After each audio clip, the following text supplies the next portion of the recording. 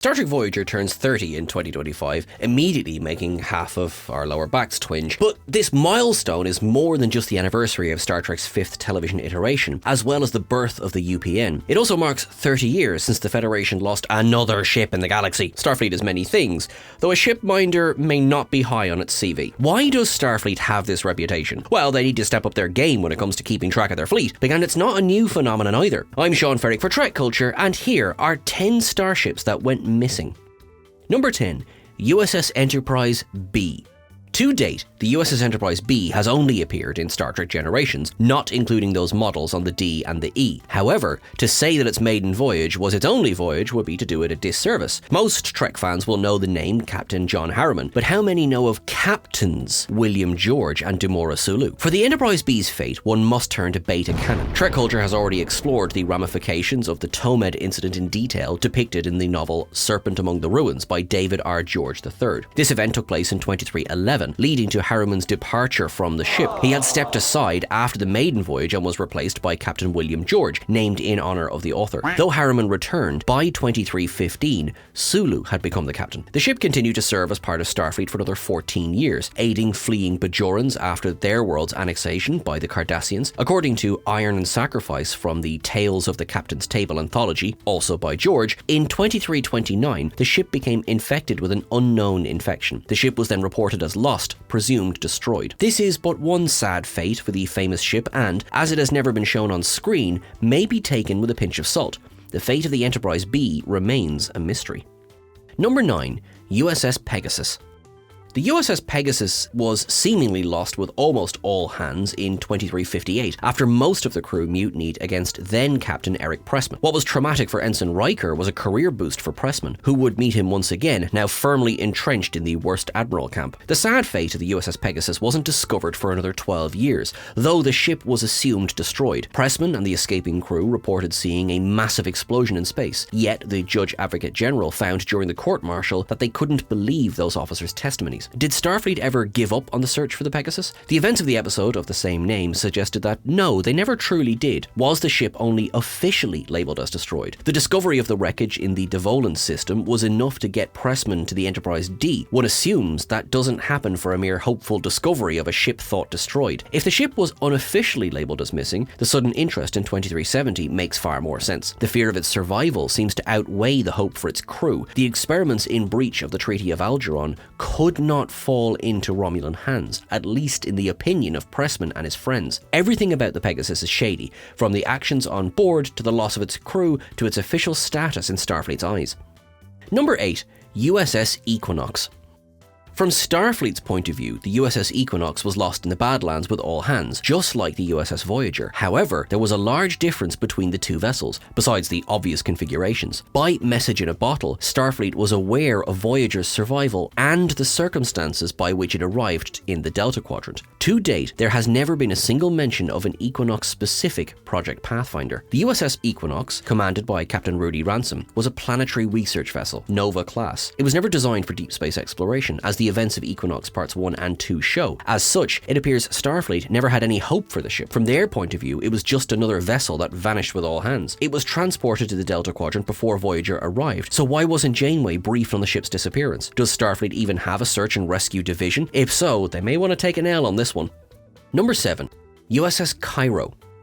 The USS Cairo was an Excelsior-class ship that made its debut in Chain of Command. Captain Jellicoe transferred from the Cairo to the Enterprise D, bringing his signature 4-shift rotation with him. It is unclear if Jellicoe returned to commanding the Cairo once his assignment to the Enterprise ended, as it was under Captain Leslie Wong that the ship was lost with all hands. In the Pale Moonlight's lists of the dead, wounded and missing are the final catalyst for Sisko's plans regarding the Romulans. Through Jadzia Dax, the audience was given an emotional connection to this ship, as, for Jellicoe, positive sentiments towards him were thin on the ground at that stage. The ship was officially declared missing during the Dominion War and was assumed destroyed by the Jem'Hadar. That may be partially true, though its remains traveled across the galaxy, coming to a stop in the Delta Quadrant. It was discovered by Zero. An AI program may have been responsible for the ship's destruction, and it was definitely responsible for its location. This AI had used a nearby Borg transwarp conduit to pull ships, Caretaker style, closer to its planet. Though a sad ending for the ship, it would finally give closure on its story, helping to solve another mystery of the Dominion War.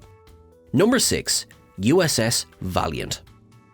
Though it wasn't the first sister ship of the USS Defiant, the USS Valiant was unique among its class. As a Starfleet Academy training vessel, it was several steps up from the old Constitution II class USS Republic. Crewed by Red Squad, the elite group of cadets, and a handful of commissioned officers, it took off out into the galaxy just as the Dominion War broke out. In the first week, the ship found itself caught behind enemy lines. As with so many other ships in the fleet, it was classed as missing. Starfleet simply didn't have the resources to commit to a rescue mission. The ship may have been lost, but it was far from lost in space. The newly minted field officers, led by Captain Tim Waters, conducted deep space reconnaissance, eventually discovering the dreaded Jem'Hadar battleship. Twice the size of a Galaxy-class ship and 3 times as powerful, this new warship would prove deadly to Federation forces. The Valiant undertook an ill-advised mission to attack this ship. It was a death sentence for all but one of the crew and its 2 guests. The Valiant and most of her escape pods were destroyed by the Dominion ship, bringing her tale to a tragic yet avoidable end.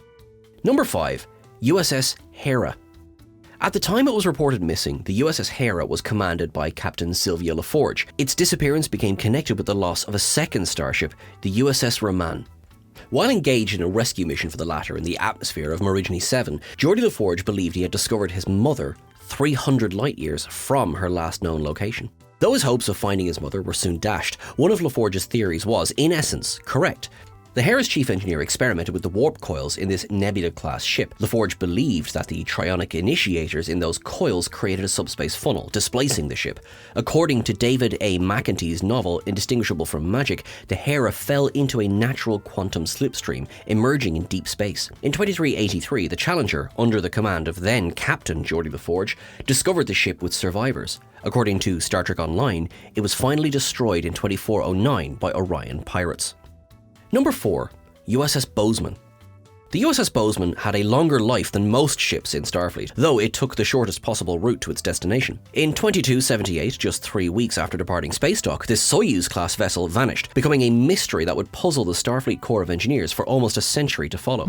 The truth of what happened to the vessel is stranger than fiction. In the Typhon expanse, it encountered a rift that flung it forward in time by 90 years. It also flung it directly into the starboard nacelle of the USS Enterprise-D, with a little help from the latter's transporter beam. Thanks a lot, Data. The resulting explosion destroyed the Galaxy-class ship, but then locked both vessels into a temporal loop. For the Enterprise, this lasted days. For the Bozeman, it was decades. The Bozeman finally returned home, ship and crew intact, in 2368, where it re-entered service in Starfleet. It was still in active service by at least 2371, while a ship named Bozeman took part in the Battle of Sector 001 in 2373.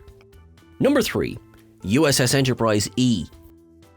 The USS Enterprise-E is an enigma. Just what exactly happened to this ship? In The Last Generation, the crew of the Enterprise-D share a knowing glance at Worf, who gruffly asserts, "That was not my fault." Just what wasn't his fault? There are several theories, thanks to Alpha and Beta canon. Star Trek Nemesis ends with the Enterprise-E under refit but still intact. Lower Decks' final episode, The New Next Generation, features an appearance by the ship parked outside Starbase 80. Then comes the battle with the living construct in Prodigy's Supernova. While the Enterprise-E receives critical damage in this battle, it is also shown intact by the episode's end. That is, chronologically, its last on-screen appearance. Did it remain in service, as Star Trek Online suggests, until 2408? Did Worf assume command, as The Last Best Hope by Dr. Una McCormick depicts? This theory is at least supported by his statement in Vox. Perhaps it's best to follow showrunner Terry Matalas' lead, leaving it an open mystery, allowing this particular edition of Schrodinger's Enterprise to both live and be destroyed at the same time.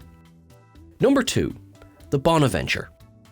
The Bonaventure disappeared sometime before the 2260s, according to Spock in the animated series episode The Time Trap. Starfleet lost all record of the ship once it entered the Delta Triangle, a region of space in the Beta Quadrant where Keswick, Bellatrix, and FGC 82659 met. The Star Trek star charts and stellar cartography, the Starfleet Reference Library, both state that the ship was lost there in 2079. When the Enterprise is forced into this region following an attack by Kor, Scotty marvels at the Bonaventure's appearance. He claims that it was the first starship given a warp drive, though of course it couldn't be the first ship with one. Zephram Cochrane's Phoenix took that honour. Though the Enterprise escaped the Delta Triangle, the Bonaventure remained behind. There it would stay for at least another 100 years until, according to IDW's Star Trek Lower Decks debut comic book, it was rediscovered in normal space by the USS Cerritos. Number 1.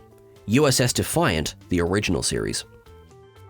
Of all of the ships on this list, the USS Defiant may have the most interesting story. First appearing in the Tholian web as a sister ship to the USS Enterprise, this Constitution-class vessel was trapped by the Tholians in their eponymous web. Rather than crushing the ship or destroying it, it was transported to another reality. For years, the location of this reality remained a mystery, and the Defiant crew were listed as MIA. However, this ship underwent a little timey-wimey trajectory. It went backwards through time, across dimensions, coming to a rest in the mirror universe 100 calendar years before it departed from our reality. There, it was studied by the Tholians before its capture by Terran forces.